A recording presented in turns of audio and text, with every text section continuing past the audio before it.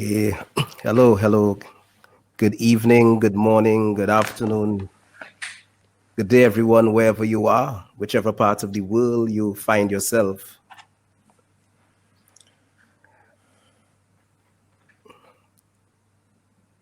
Yes, good day, good morning, good afternoon. Hello, everyone. This is with you, Professor Paul. I would be your virtual host today. And today is a very important day for supply chain management. Today, as your virtual host, we will be presenting Mr. Emmanuel Augustin. Emmanuel Augustin is currently the Vice President of Supply Chain Management at Dubai Airport. Emmanuel has a wealth of knowledge and a wealth of experience. I would imagine that he has a lot of stories to tell, because in supply chain management, it's all about stories, the ups and the downs, the lows and the highs. All right. Without further ado, I don't want to take away the wind in his sail. I wish to introduce Mr. Emmanuel Augustin to our We Connect audience. Welcome, everyone. Thanks for joining in. Hi, good afternoon, everybody. Thank you very much, Paul, for this introduction. So first and foremost, I would like to thank you guys for taking the time to listen to me. I mean, out of your Saturday afternoon. And thanks to Westford University College for giving me the opportunity to share my story with you and eventually to give back. And I will actually start here. If there is one thing that I want you to remember out of this webinar, is not so much my personal story, as much how did I get there, and what are the steps that helped me eventually to reach the position I'm in at the moment. So there are a few things that I'm going to tell you about, but if there are a few things that are important is as a student, and because you're going to start your career very soon, is for you to believe in yourself, for you to never forget to help you to get where you are, and to take chances. So as you can hear from my accent, I'm coming from a small island, which is not far from Mr. Paul's island. So I'm originally from the Caribbean, from Martinique. And the reason why I'm telling you about my island is because it's kind of a far story behind me, to be honest. So back in the day when I was there, my only ambition was eventually to stay on my island, to go fishing and eventually do windsurfing. I never thought that one day I would have the pompous title of Vice President of Supply Management of Dubai Airport. But eventually, in life, you get to some point where you have to make choices, right? And I realized that, living in an island would be nice, but I had the inspiration of discovering the world. So I thought at some point, I have two options. Either I keep doing what I'm doing, or I start working hard, and then eventually I will get to know the world, to see people, to actually meet the world. So I moved to France when I was 18 years old, and I studied economics and law. And back in the day when I was in your position, I was also listening to people who were working for big organizations, and eventually I was wondering how I would get there. So I studied economics and law for about 4 years, and then I did a master's degree in management and entrepreneurship. And my ambition was to build a Fortune 500 companies. But when you are 23, 24, you realize very quickly that to do that, you need to have a lot of cash. So I didn't end up in supply chain because of love. I ended up in supply chain because of the lack of money to create a big company. So I then did a master's degree in international procurement and supply chain management in France. And then my first experience brought me to a big group, which is Volkswagen Group, where back in the day, I was responsible for the procurement of all parts and accessories for the 4 brands of the group across France and Spain. So I did that for about a year. That was a student's placement, and that was a fantastic experience that I really wish all of you to have at some point. And then after 1 year, I realized that, well, if you have big ambition, there is something which is very important. You need to learn English. You need to work in English.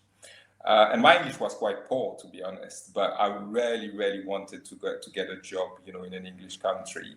And I said, you know what, I don't have many options. I've got 6 months before the end of this contract, and I need to find a job in the UK. So what did I do?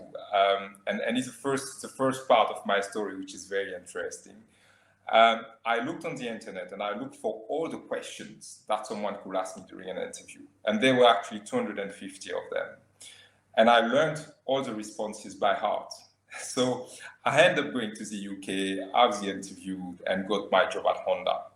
So as you can imagine, and I think a lot of you have a lot of ideas about Japanese companies. In Japanese companies, you work really hard. You don't really have time to learn because you need to be efficient from the start. So obviously, it was very easy to learn responses. But the real question was, how would I perform eventually, knowing that I wouldn't speak English? And so I started this job, and on the first day, a funny story is I had a colleague coming from Liverpool, and he spoke to me, and I couldn't understand anything. So I was like, God, how am I going to do? How am I going eventually, to work in this environment if I don't understand people? So every day after work, I had to get back home with all the stuff that I had done during the day, and we do them in the evening.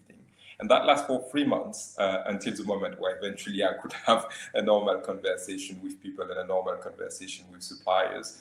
Back in the day, I had to rehearse all my meetings before I get into a meeting with a supplier.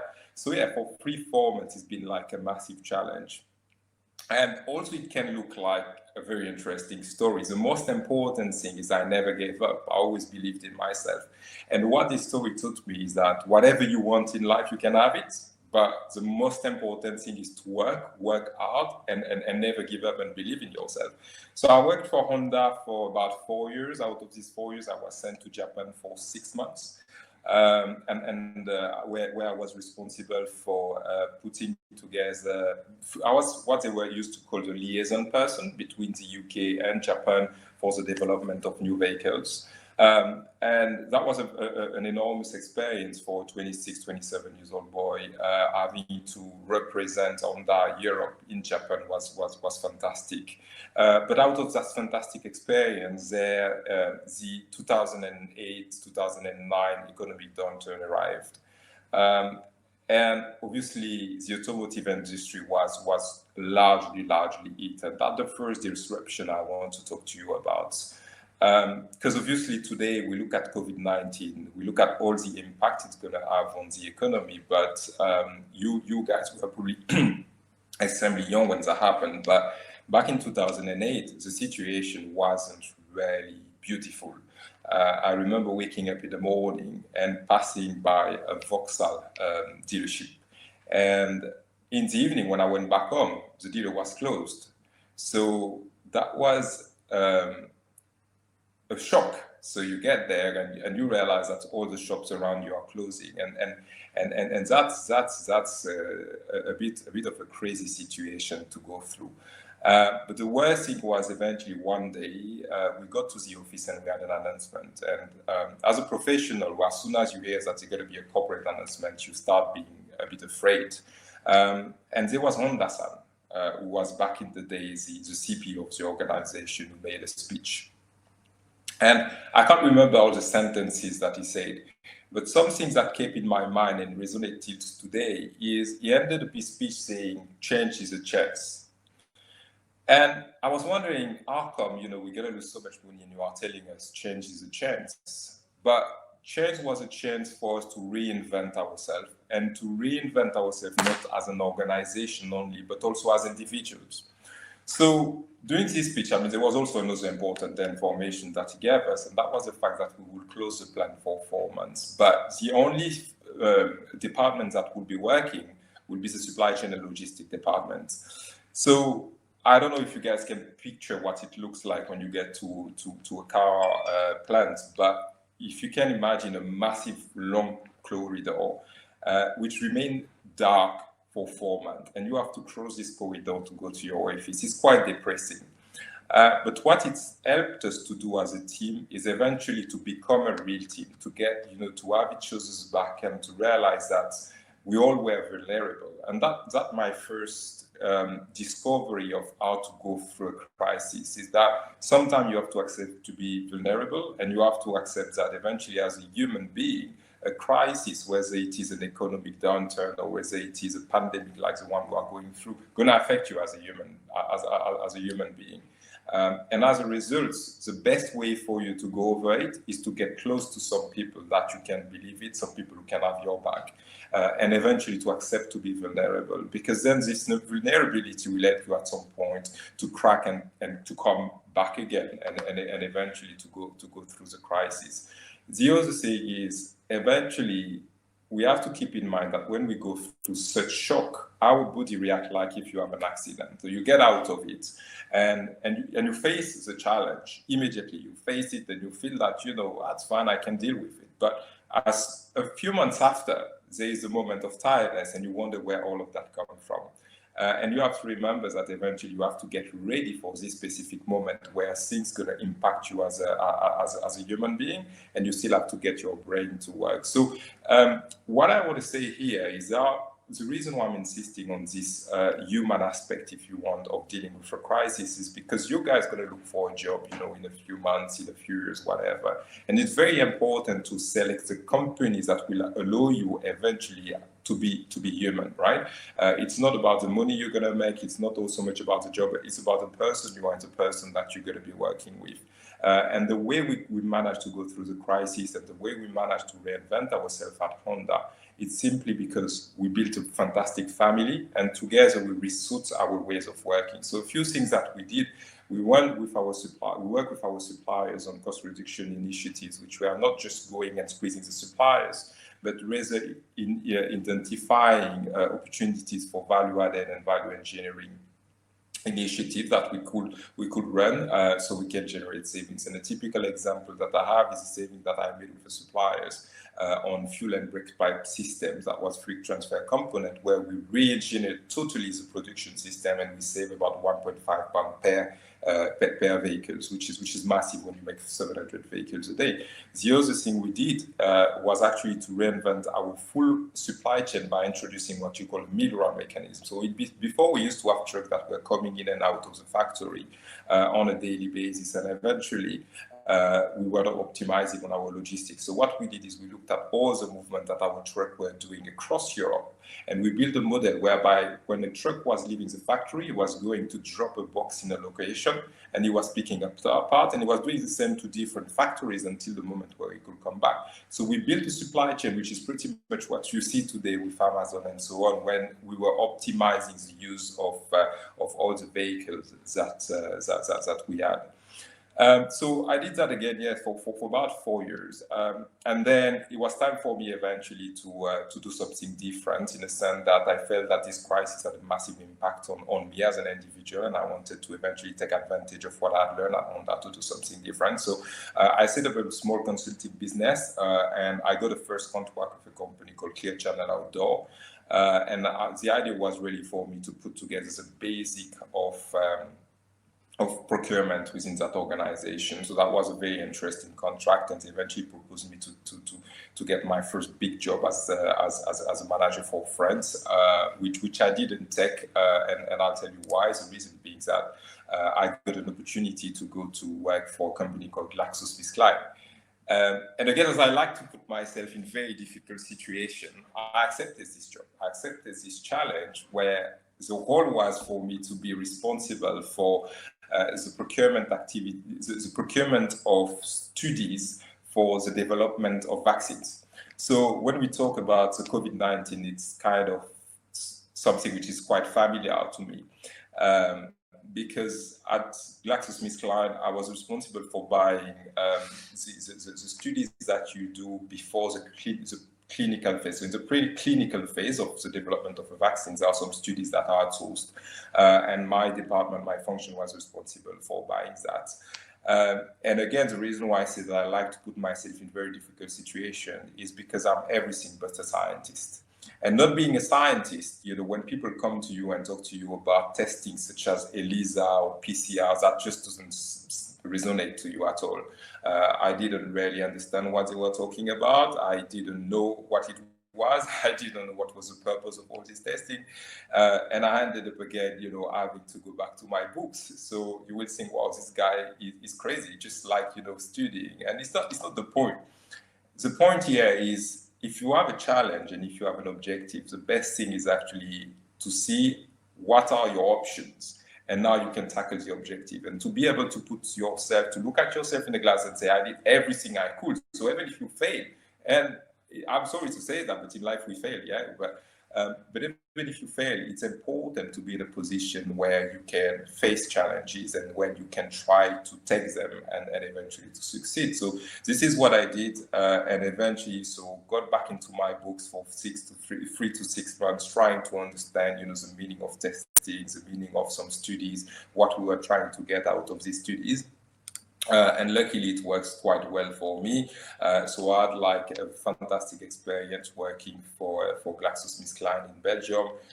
I was exposed to a wide variety of very smart people. I learned a lot on science, and today when I hear about the development of a vaccine for the COVID-19, I kind of understand what it is all about. When it comes to the supply chain, and that's something which is quite interesting in the pharmaceutical environment, the supply chain is set up in a very different manner from what you're going to get in the automotive industry.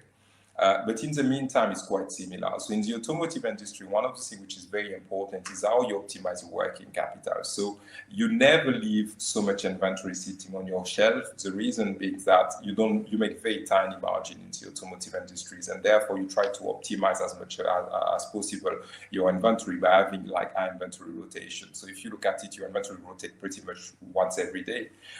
In the pharmaceutical industry, it's a bit different in the sense that you've got to secure quite an important volume of inventory, important compared to the automotive, but not to other industries eventually, because the development of a vaccine is something that costs so much that you can't allow yourself to have a lack of raw material or reagents or any chemical products that you're going to need to develop the vaccine. So I wasn't back in the day, because I was buying duties, I wasn't so much involved into the supply chain, but if there is something I can share with you about the supply chain, that's pretty much the way you address it. It's by looking at your working capital and also your operational constraints in the pharma.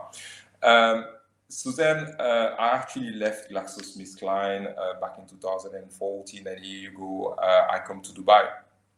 And again, a fantastic experience.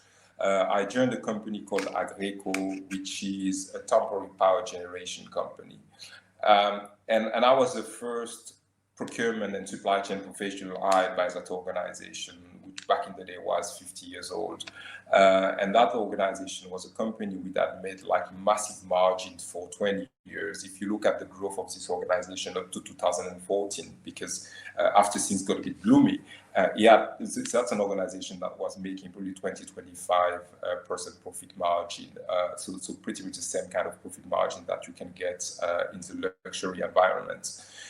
So got into that organization with the prime mission of bringing some kind of professionalism within the procurement and supply chain environment, which I pretty much did. So a few challenges that we were facing on the first year is the fact that we didn't have standard contracts. So we could buy the same product in different locations, and we would buy them from different suppliers, or we would buy them from the same suppliers, but with different contracts. So the first task has been really for me to kind of consolidate this agreement as much as possible.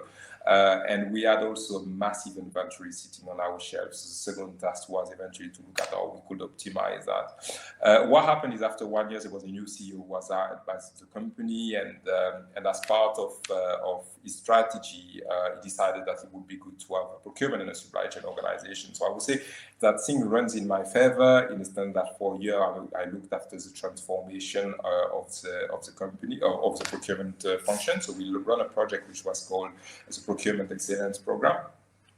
And here I can highlight something for those of you who eventually envisage to have a career within procurement. That was the first time in my life that I realized how important procurement could be to an organization. So our CEO went to the city, and during it, early announcement mentioned that we would save £65 million over 2 years. So you realize that as a procurement individual, you actually own the wallet of the organization. And that you have an opportunity to have a massive impact on the company profitability. Because if you translate that eventually into the impact on the P&L and on the bottom line, if you save, let's say, 3% in procurement, and these are P&L impacting savings, that's 3% which right away impact your P&L. So that was actually the objective that we had to tackle. So we had to run a massive program, identifying again where we could consolidate contract, looking for economy of scales, looking for opportunities to introduce TCO agreements. So we introduced a new model of contracting whereby we were buying product, but we were not actually paying them. We were paying the usage of this specific product. We put in place some vendor managed inventories to optimize our supply chain and make sure that we wouldn't have a lot of inventory sitting on our shelves. And we did a few activities like that helped us to deliver this 65 million over 2 years. So in about like 18 months of doing that, I was given the responsibility of looking after the full procurement function for that organization for one of their business units, actually the biggest business unit, where I was responsible for leading teams across 5 regions. So I had responsibility for Latin America, Middle East, Africa, Asia, and Eurasia. So I spent pretty much the past 3.5 years on planes going to different locations and trying to support my team in the mobilization of power stations.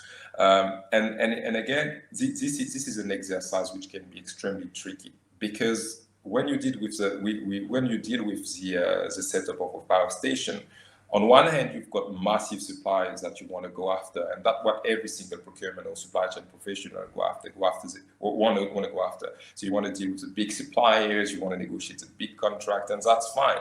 But when you mobilize a power station, sometimes you have to go to very small countries. You have to go to Zimbabwe, and you're going to have to deal with a very small company that makes $50,000 a year. So that's where you get to a position where you've got to learn how to be flexible. And you've got to understand that eventually what is important is not so much the amount you deal with, but it's the impact it has on the organization. Because dealing with that small company can help to generate a project that will generate millions. And that's where it's sometimes interesting to look at the big picture and don't stop on the small thing that you're doing now, but rather look at the perspective of how much I can deliver on the long run and how can I contribute to the organization. So I did that for 3 years. Then after I was offered the opportunity to move eventually to the US, which wasn't really what I wanted. I quite loved Dubai, and then an opportunity came.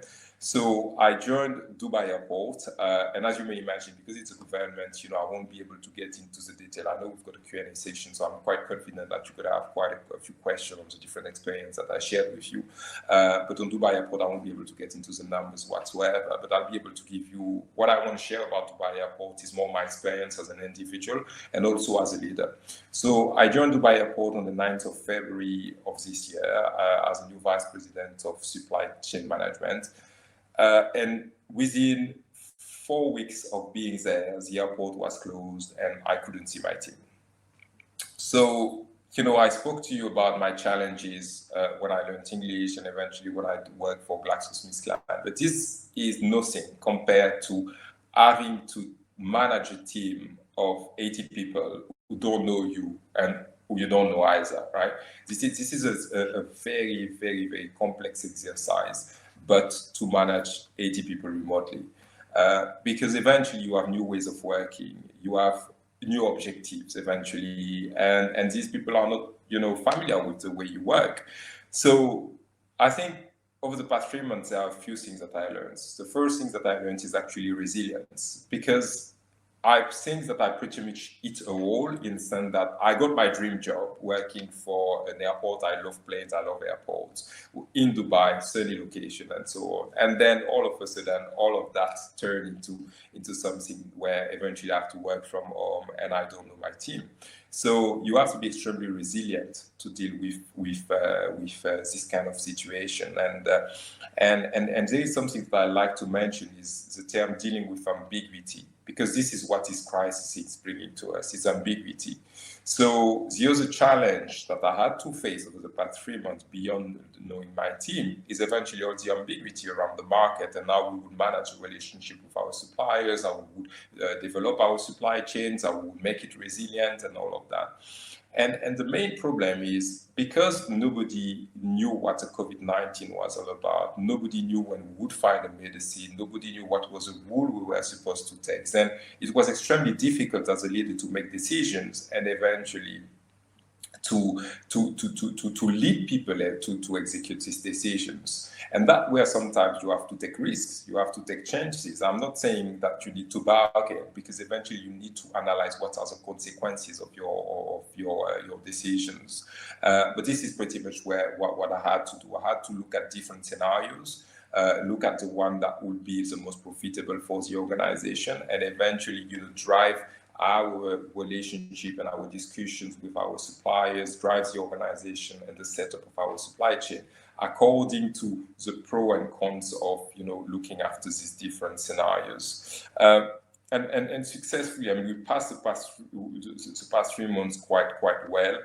We went through them without major disruption across our supply chain. So luckily, we didn't have any major disruption. Obviously, we didn't have so many flights, but all the flights that we had worked perfectly well. And now we are in a step where eventually we're going to reopen the borders of the country. We're going to see more and more flights, and we've got to deal with the reactivation of that supply chain. And that one of the elements which was extremely important in building the scenario is not so much how you stop the machine, it's how you're going to restart it again. And that's where we had to have very massive discussions with our suppliers. We had to look at what was the area of cost that we were willing to sustain without having activities. And luckily, we managed to put in place a model whereby we had this flexibility of restarting the operation without any specific issue. And I wish I could share much more information on what we did and so on with you. But as I explained at the beginning, working for the government, I don't want to disclose informations which are not supposed to be available on the public place. But yeah. So this is pretty much the way I addressed my career is always by looking at what are the challenges I can take, and eventually trying to make sure that whatever challenge I would have to face, I would face it without fear, and by being able to look at myself in the glass and say, what, I've done everything that I could to get there, and it's never easy. But nothing, as I say, nothing is easy in life. Nothing will be given to you. You're gonna have to work hard, but also you're gonna have to do one thing, which to my mind is very important, and this is the reason why I'm here. You will have to rely on people.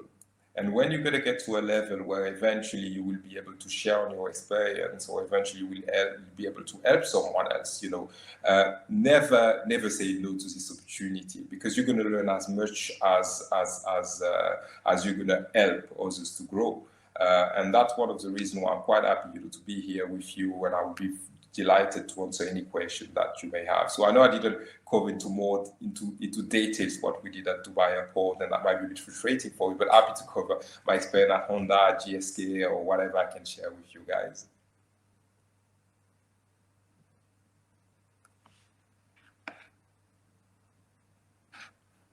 So do I have questions here?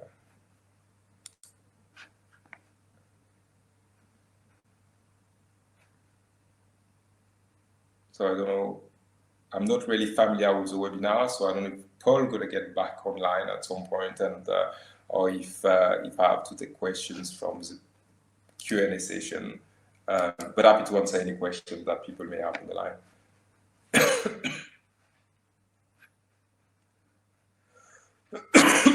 can you share your experience about managing the upper management?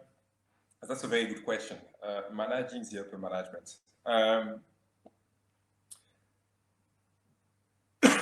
Sorry. I think one important thing that you have to realize. So the question was, can you please share your experience about managing the upper management? So yeah, true. You have to manage people in your team when you get to a role of responsibility, but you also have to manage people who manage you. And what I found out in my career is there are a few ways to manage people. The first thing, and whether it is from people that you manage or people who manage you, you need to be extremely transparent. And my way of managing people above me is actually to be transparent and to avoid that they discover skeletons in the closet. So if there's the best advice I can give you is, believe in the strategies that you build. Eventually make sure that everything is backed by data, because that will give you the credibility that the upper management expects from you. And the other thing is never be afraid of sharing positive things, but also your failures. So when you fail, be the first to talk about it. Don't let other people come and eventually disclose your failure. You have to be the first to come and say, we plan to do that, this is how it end up. And then, because that's the best way, to my mind, to manage upper management is eventually to show your success, but also your failure, to be extremely transparent in what you do. And in whatever you do, you speak with data that will give you a lot of credibility. There's another, and I hope that answered your question. There's another question. How do you see the future of blockchain concept in our GCC? Globally, did COVID-19 expedite the transformation? So, you guys are probably better than me in terms of blockchain. I truly believe, yes, that COVID-19 has speed up the development of blockchain and any digital transformation that we're going to see. The first thing is that, today we would eventually have done this conference face to face, and now we are in a webinar. So it just shows you that the world has changed. Now, the real question is, when it comes to this kind of situation, webinar and eventually, talking to each other through a camera, is it going to last? I personally believe that at some point we're going to have to talk to each other. We're going to have to see each other, because by nature, the human beings are made to interact with each other. So that's a point on eventually, interacting, not interacting face to face. Now, when it comes to the transformation, as such, the digital transformation, yes, I truly believe that COVID-19 have accelerated that.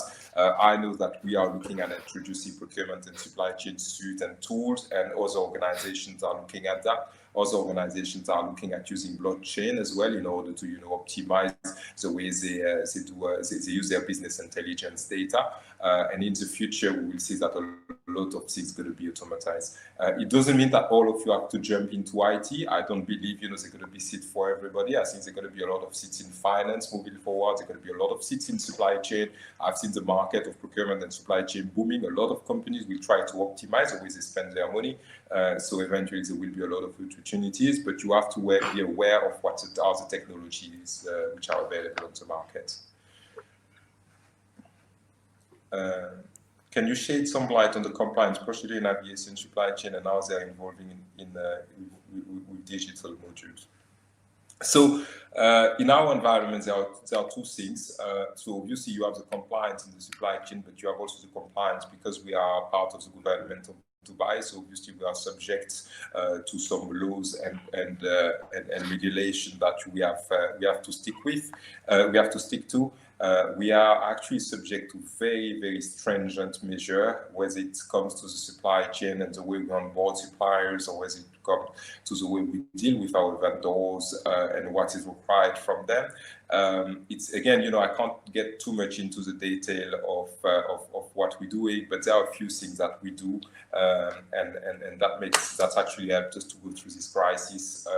We apply a very stringent measure on the suppliers that we allow to work with us, which actually give us the confidence that financially they have a certain level of stability. And this kind of check helps us to go through this crisis without experiencing any specific disruption.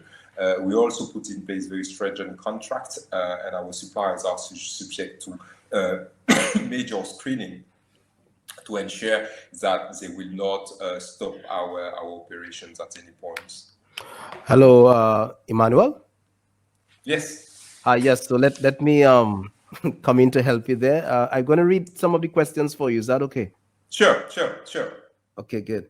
Um, all right.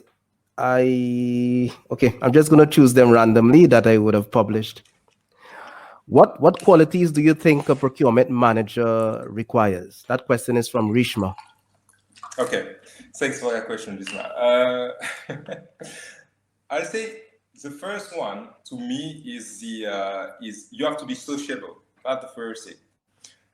When you're in procurement, you deal with people first. That's the key of it, right? Is dealing with other people. So you have to be sociable. If you are someone too shy or someone who doesn't like other individuals, that would be extremely difficult to be successful in procurement and supply chain. The other thing is to be extremely analytical, because eventually, they say numbers don't lie. But I also like the quote, cash is key. So if you know how to manage numbers and how to manage cash, then you can succeed in procurement and supply chain. And the last one is actually to have a kind of entrepreneurial mindset, because if you continue to run a supply chain today like a supply chain was run even 10 years ago when I started working in procurement, it would not work. So you always have to rethink of the best way of setting up your supply chain and of saving the money of your organization. Okay, there's a question from Ali. For me, this is the elephant in the room, I call it. Yeah. So Ali is asking, yeah.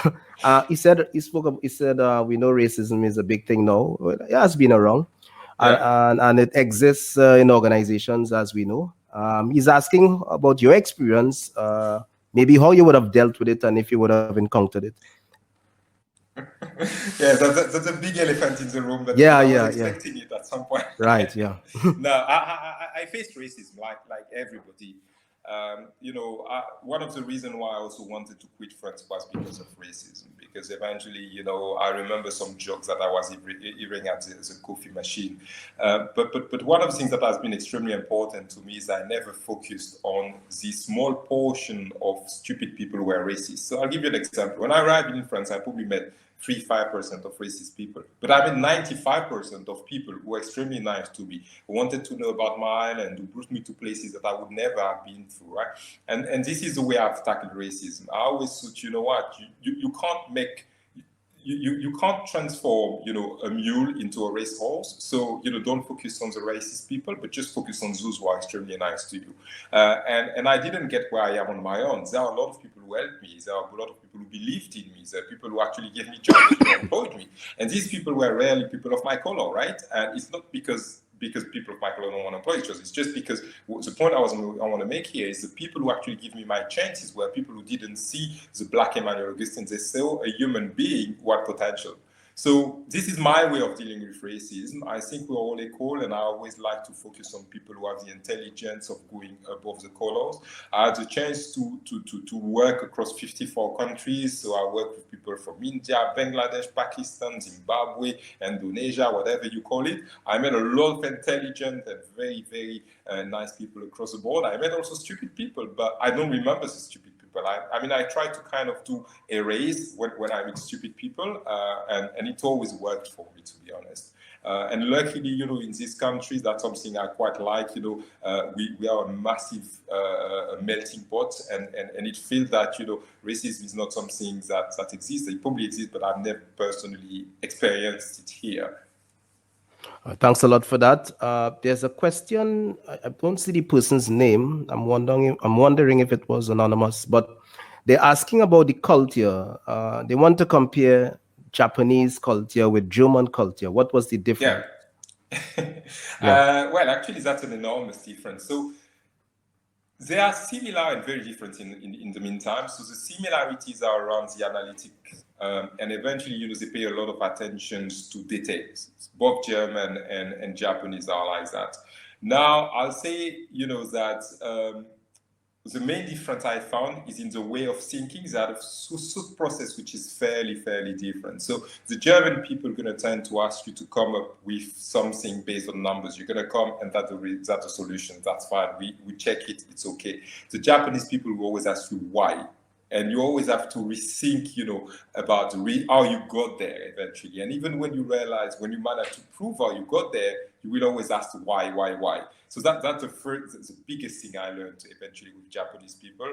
The other thing is they work very long hours, and it's not because they work harder. I mean, that's my perception of it. It's because they seek differently, and because they ask themselves always this question why, until they are 100% sure that the response they have is the right one, then it takes them probably a bit more time.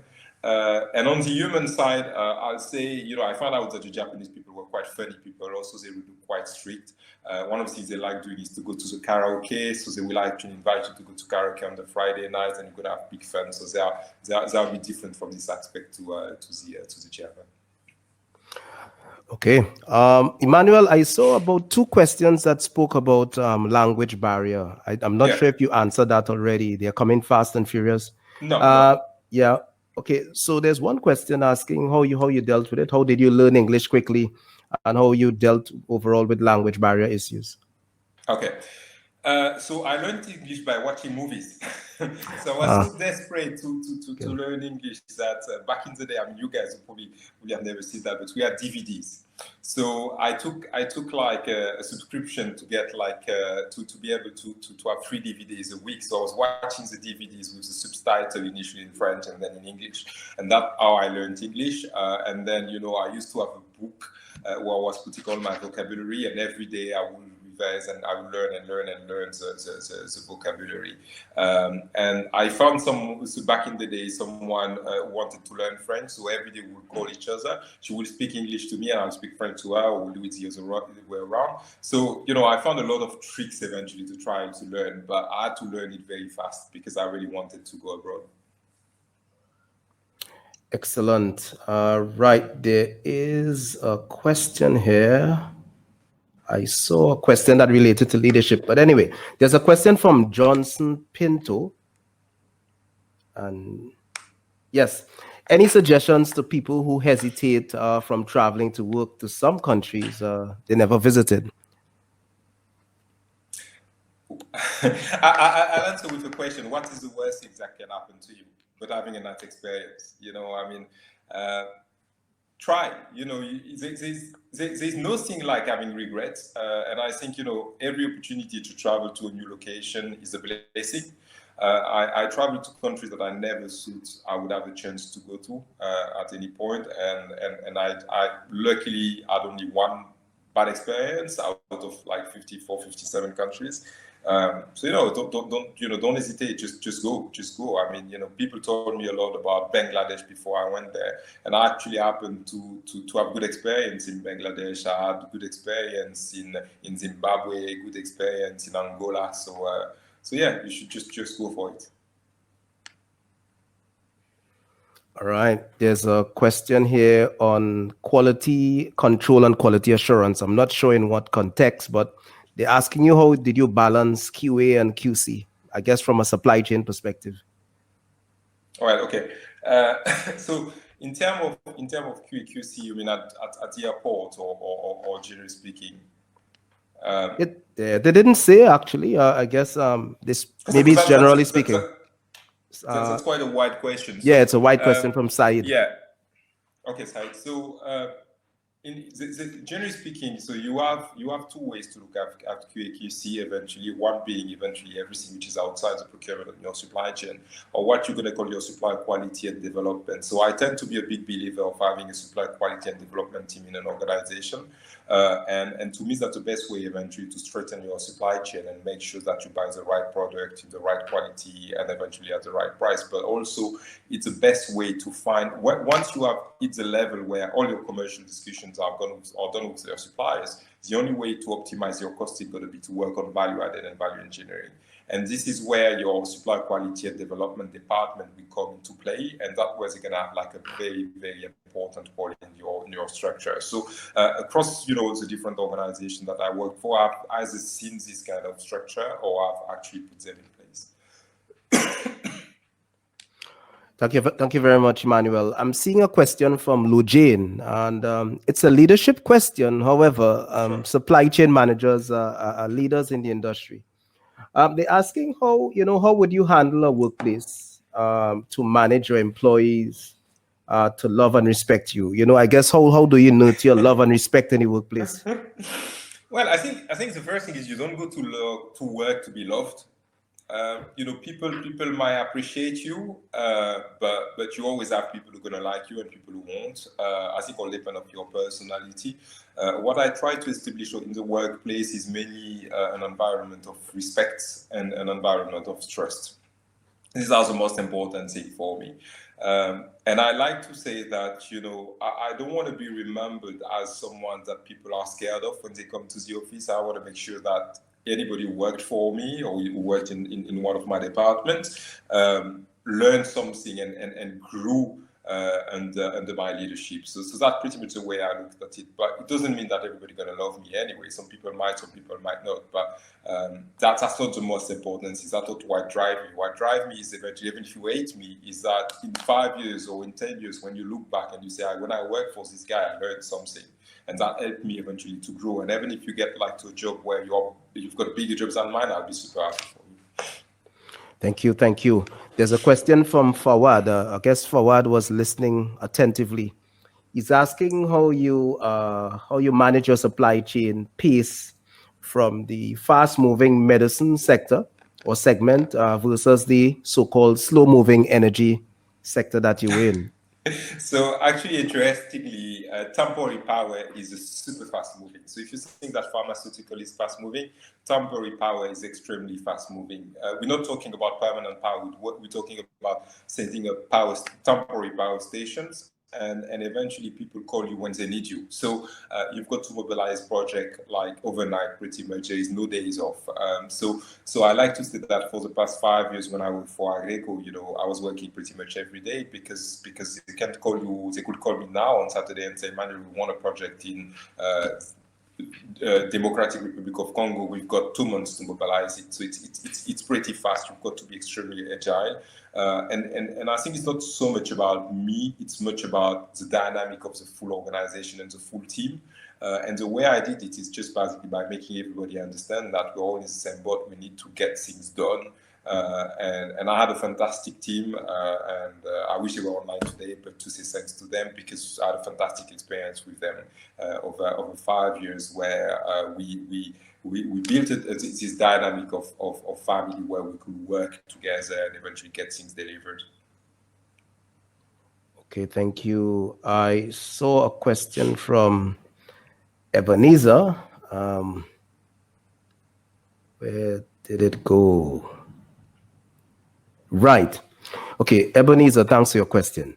I want to know what are some of the best supply chain strategies you used and how did it improve your organization? Yeah. Okay. And you as well in terms of your career growth. Yeah. Okay. Well, it's extremely difficult to say what's the best supply chain strategy because there are always one good supply chain strategy for one specific situation or for one specific organization.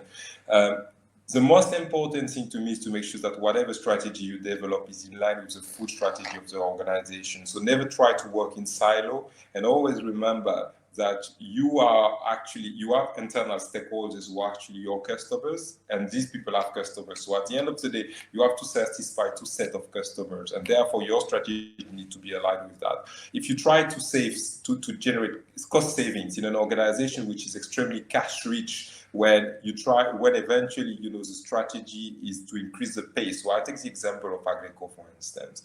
When I joined that organization, that was a very cash rich organization. Cost savings wasn't the priority. The priority was really to make sure that the project will be delivered on time. So if you come up with a strategy whereby you try to go after cost savings, okay, you're going to look good for your honest team, but that will be in line with what the organization is trying to achieve, and you're going to fail. So you can generate as much cash saving as you want. If it's not in line with the main objective of the organization, that can work. So if I can give you an advice as a professional, is try first to, before you put any procurement or supply chain strategy in place, try to read what is the strategy of your own organization and build your strategy accordingly. Okay, thank you very much. All right. I am trying to filter those questions. All right. I have yet another question. 1 second. Right. So Ali is asking, he says that, he recognizes that you have worked in different jobs, and he's asking what What made you leave some of those jobs? I don't know if you may want to get into that. Sure. No, that's fine. That's fine. So when I worked for Volkswagen was initially a student placement, which was transformed to a contract, and after that, they proposed me, to stay permanently. But again, I wanted to work abroad, so that's the reason why I left. I left Honda because I think I was just tired, really, tired of working from 6 o'clock in the morning till midnight, and that's not an image. That was the pace of work that we had. And GlaxoSmithKline, I'll say. It's probably one of the best organizations I worked for. The only reason why I left it is because I was in Belgium and I have a major issue with the cold weather. Coming from the Caribbean, I happened to have an opportunity in Dubai. I really wanted to come to Dubai, so I jumped on this opportunity. And Dubai Airport, I joined Dubai Airport because it was a fantastic opportunity, and also I wanted to stay in the country. So I think I've been extremely lucky in my career. Was it luck or was it recognition of what I can deliver? I don't know. But I mainly jumped. I always stayed in the organization for 5 years, and other opportunities that came up. All right. Yes, so I'm gonna lump two questions in one. How did you treat with conflicts? That was one. And what are the skills needed to be a focused supply chain professional? Okay, so I think I saw the one on conflict, and the idea was actually how did I manage conflicts with people in my organization. So I don't know if that's cultural, but as a Caribbean person, you struggle to deal with conflict. That's not something which is very easy, and I think Mr. Paul can probably say the same. We like to enjoy life together, so we are not people who like to fight, right? So I had to learn how to deal with conflicts. So I have an audio book, interestingly, on my phone, which is called Having Difficult Conversation, and this is the way I did it, actually, just by trying to learn. There is a solution to everything, and when you don't know something, ask someone, and if nobody can give you the answer, buy a book. But there's always a way to learn. So I had to learn how to have this difficult conversation, how to say things that people didn't want to hear, and I had to practice. So eventually, when you manage such a wide team, you always have the opportunity to practice. Fortunately or unfortunately, but you always have an opportunity to practice on your learning. Thank you. This is I have a technical question from Zain, very supply chain oriented. Mm-hmm. As a leader, do you decide, or how do you decide, which potential vendors will you engage with in a pre-qualification or in a pre-RFP stage, pre-request for proposal stage, and what are the parameters? Okay, so I have very good people who do that in my team. That's the first question, if I have to be transparent. But all depends really. Again, so it's not one size fits all.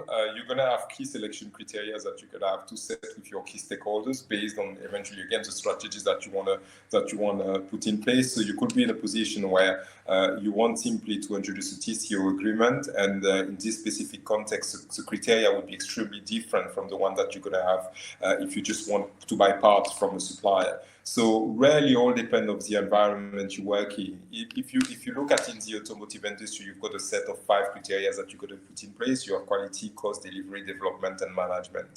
So quality is self-explanatory, is what kind of quality does the supplier can deliver. Cost is pretty much what it costs you're going to buy the product for, and what kind of productivity they can offer you year on year. Delivery is how fast they can deliver the product to you. I mean, at least in the automotive. Development is eventually what kind of improvement that they can bring, so that's related to cost eventually, but what kind of development they can bring that will eventually increase your competitive advantage. And one of the important ones that I found, and that was mainly in the automotive industry, is management. So what kind of managerial structure you're going to put in place to manage my account and show me that I'm a key account customer to you, and that if I have any disruption, you have an escalation process that will help me to sort it out pretty quickly. So these are very high level, and then you actually subdivide that into subsets of criteria depending on the environment we are in. If you're in the pharma, the cost element won't be so important because you know that the margin that you are generating going to cover easily your costs. So again, it's not one size fits all. It's all depend of what you want to deliver in the industry you are in. Thank you very much. Just a few more questions. There's a question from Rishma. I'm seeing a lot of interest in culture, Japanese culture particularly. Rishma did ask, I don't think this was answered. I'm not sure. She did ask how you dealt with the fast pace or the efficiency, which is quite common in Japan. So how you dealt with that fast pace program, that Okay. work culture, that work etiquette. Yeah. So if you want the interesting thing with Japanese people is they never take things out of the blue. If they ask you for something, it's because they have a specific methodology that works for it, right? So if you're in the automotive, you're gonna have like a specific set of events that you're gonna have to go through in order to develop a vehicle, and that's each.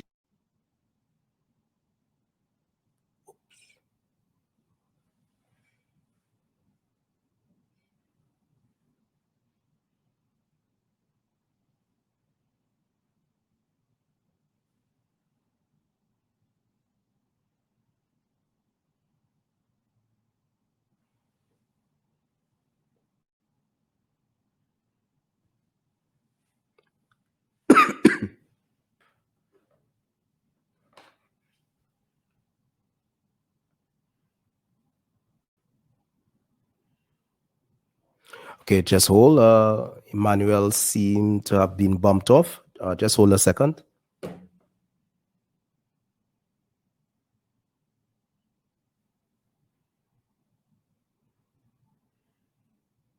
Oh, yes, he's on his way back.